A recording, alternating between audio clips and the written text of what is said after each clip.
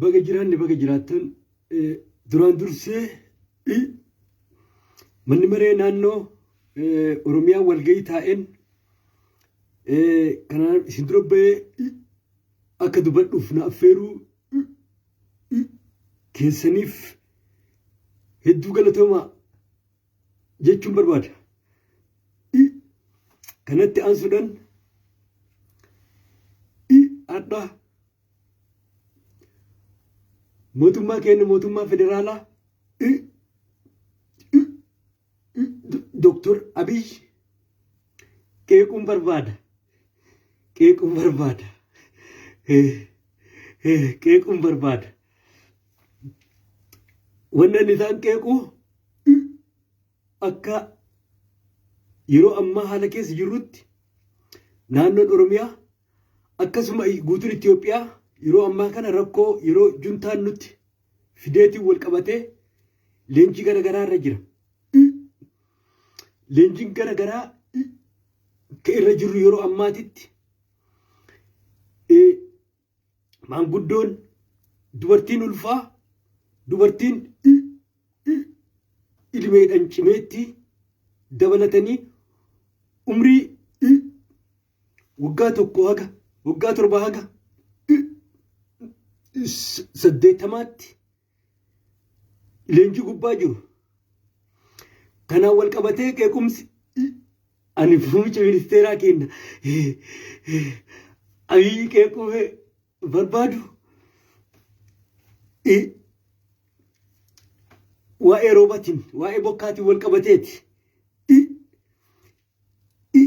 Iddoo kana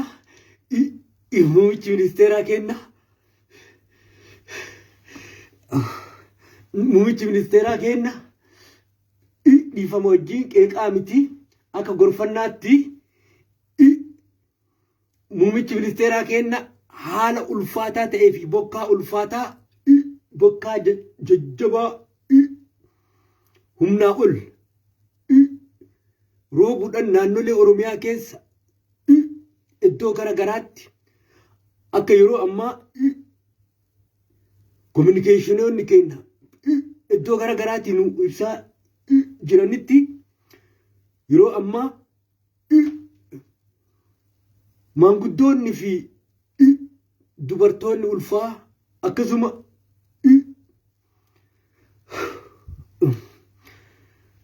dubartoonni umriin cimeetti hundi isaanii leenjii irratti sababa bokkaan baay'atuutiin iddoo garaagaraatti dudubaa fi dhoqqeedhaaf socho'uu dadhabuudhaan leenjii irratti kufaa jiru.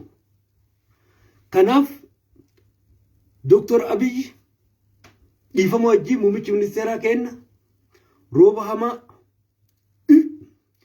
yeroo ammaatti humnaa ol roobuu jira roobutti jirtan kana akka naannoo keenyattis ta'ee akkuma biyyaatti rooba kana asoo diqqeessitanii nu roobdanii ka jedhuun qaba. Galatooma kan achumatti bira tara muummichi ministeeraa keenya Dr. Abiy waan amma godhaa jiran kanaan waan bareedara jiru kanaan wal qabatee deeggarsa ummanni keenya ka'ee waan nu dubbannee fi waan nu haasofneen wal qabachuudhaan hundi isaa ka'ee dammaqee yeroo ammaatti bokkaanis baay'atee maanguddoo fi dubartoonni ulfaa akkasuma dubartoonni umriidhaan cimeetti ta'an haaluma harkaa kukkufanii malee leenjii irratti haaluma cimaadhaan leenjii gaggeessaa jiru. Dr. Abiy kabajamoo Dr. Abiy asirraan gaafin isin gaafadhuu fi akka yaadatti kaasuu tokko jira. Waa'ee roobaa maal jetta taa'e? Waa'ee roobaa sarratti yaada kiyya dubbattee jetta? Itti jabeessi jettaare?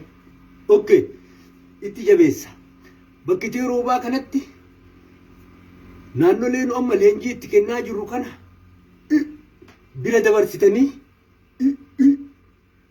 asoo naannolee bosonaa akka Wallaggaa, Boorana, Gujii, Kibba Bahaa Oromiyaa, Baale, Harargee kanneen naannolee humni shaneedhaa itti baay'atu asoo roobdanii galaanni amma uummata keenya magaalaaf baadiyyaa keessatti nu harkaa fudhataa jiru kun asoo achi ka roobdan ta'e shanee fi juntaadhaaf waraana meeshaa waraanatii fi leenjii uummata keenyaa nu barbaachisu ture. Kanaafuu muummichi keenya Dr. Abiy waa'ee kana akkasitti ilaaltanii akka naannolee akkanaa kana roobdaniif yaada kiyya isinii dhiyeessuu barbaada. Isinittis hin dheeressu.